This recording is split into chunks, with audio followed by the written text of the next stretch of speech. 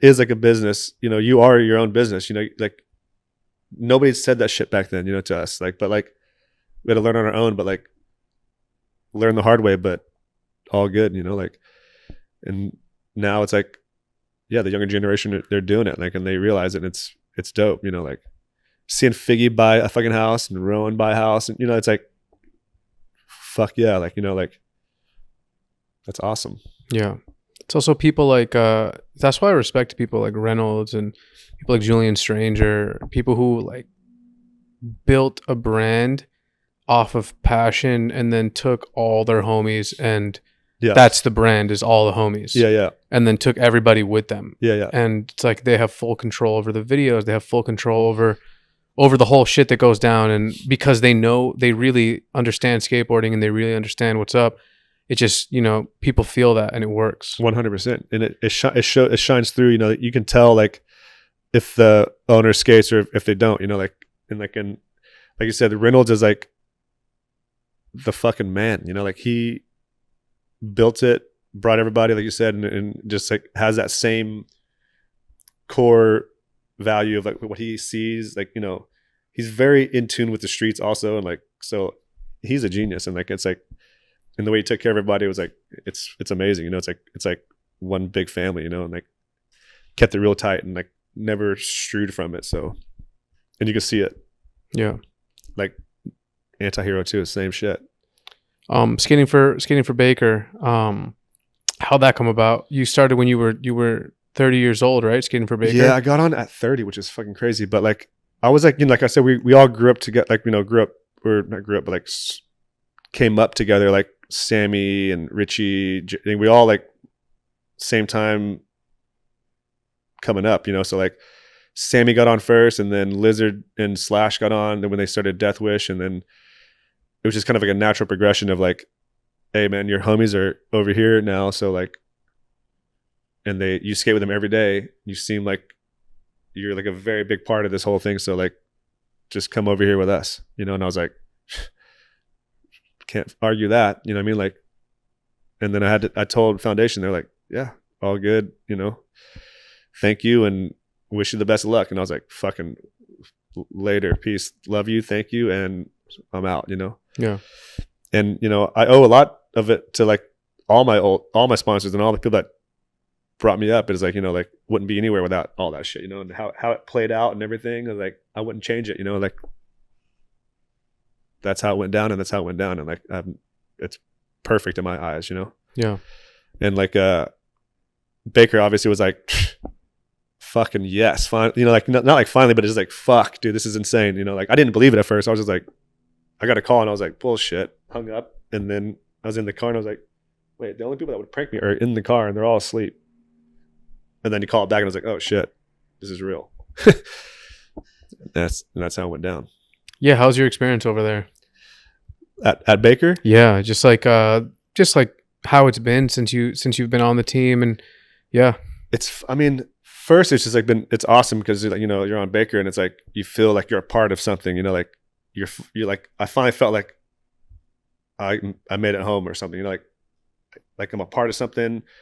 Everybody in it is like fucking really tight homies, you know, like outside of skateboarding, we like, you know, we do all kinds of shit together, and like but like Reynolds was always like, okay, you're like not like a boss, but you're like the guys that Sammy and Lizard and them look up to, so like you can like tell them go over there and they'll be like, all right, let's go, you know, like it's like, so like that kind of thing. And there was like kind of like, you know, like, and it's just like growing up with Sammy or watching Sammy grow up and like just being around everybody, and then now we're like all a part of the same thing, going the same direction, doing the same shit, going on tours together, the same, you know, like that. It's like the best shit in the world, you know. Like I said, it's like I made it home, you know. Like I said, Reynolds is a genius, and like he's always got his ears to the streets, and like he knows like he like, you know, like just with even the young skaters, he knows like Cater, T-Funk, those dudes, you know, when they got on, they were like 14, I don't know, like 14, 13, you know what I mean? And then, but he knows that they're going to be with the fucking right, I don't know, guidance. I don't know if that's the right word, but like the right people around him. they're going to be the fucking gnarliest dudes, and they fucking turned out to be like T-Funk's fucking insane. Zach isn't, you know, like all the younger dudes are like, he knew that from then, you know. I didn't know that from then, but like obviously meeting them and skating with them, like, yeah, these guys are fucking good. But now they're like T-Funk's insane. Yeah. You know, and it's just, yeah. And that's probably how it, you know, how it happens. Cause like you get the younger dudes, and then now they're the dudes, and then get the next round. It's like, you know, I don't know. And then that'll just make you stay in skateboarding, because it'll make you stay relevant in skateboarding. You know, like it's like you got the best dudes. Yeah. Yeah. When you were, was there any fear involved for you, I guess, in the idea of like, eventually I can't skate to the same level of like hucking anymore? Was there any fear of like, what's next? No, I wouldn't say fear, but it was just like, there was times I'm like, okay, what am I going to do? You know, like, but I obviously knew I can't just keep fucking hucking downstairs and shit. You know, I was just going to have to like, I don't know. Something was going to have to give, and I was going to do something else. But like, whether it be like a different type of skating or something, but like, you can't, it's not sustainable to just keep hucking yourself down fucking stairs at 35, you know what I mean? Which was still happening. And I was like, what? It's just like, luckily my body feels still fine too. Like, you know, like I don't have any like major like knee damage or anything. It's like, I'm still fine and still able to skate, which is like a blessing too, you know? But, there was no fear really. It was just like, you know, I'm going to just skate for as long as I can. Whatever I am capable of doing, then I'll do it, you know? Yeah. So, yeah.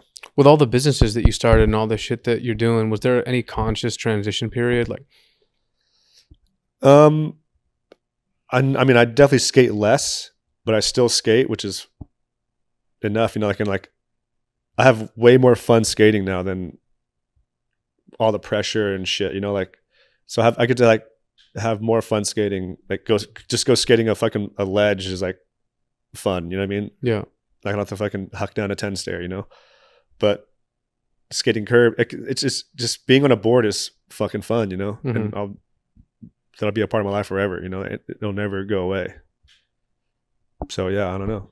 No fears really, just try to do what you can when you can, while you can, I guess. Yeah. You know? That's a good outlook on it. Yeah. Open beer. What's up with that? When did that start, and what was the idea behind that? We started Open Beer probably, I mean, the idea of it probably like 3 years ago, and we've been in the market for just over a year. And we basically just wanted to start something like, I've been wanting to start a beer company for a long time, and like, you know, like the restaurant, I was like, I always wanted it in the back of my head. And then talking to Dave Sipnewski that used to work at Thrasher, he was now the marketing guy at New Belgium, and we started talking about like doing a beer, and he was like, you know, can you you know, we wanted to start one like a just do it the right way, do something sick, do it for fun, you know, like not try to flip the company, you know, like we want to be there for the right reasons with our hearts, and do it for like art, music, and skating, you know, like come in from that angle. And like and I, you know, like growing up skating in Oklahoma, it's like a Vietnamese kid in Oklahoma was like a little weird, you know, but like my skate homies always had my back. It was like white dude, Vietnamese chick, a Native American dude, another dude that was just, you know, it was like, didn't matter what you were just like, okay, meet you at the school at noon, and everybody showed up all looking different, and didn't matter. We just were there for one common reason, to skate and shit. So like wanted to bring that into like just that mentality into it, you know, like, and like also the cans are white, and we want to change the artwork on it like skate graphics, you know, so the graphics will change, you know, and use our art relationship with artists, you know, like, and like started it with Tino. So Tino does all the art, like gets all the artists together. He gets the, you know, he picks the artist he wants to use, and then Akko and Atiba are creative, and I'm like marketing guy, and we're all co-founders. So like we wanted to also be like BIPOC owned beer company,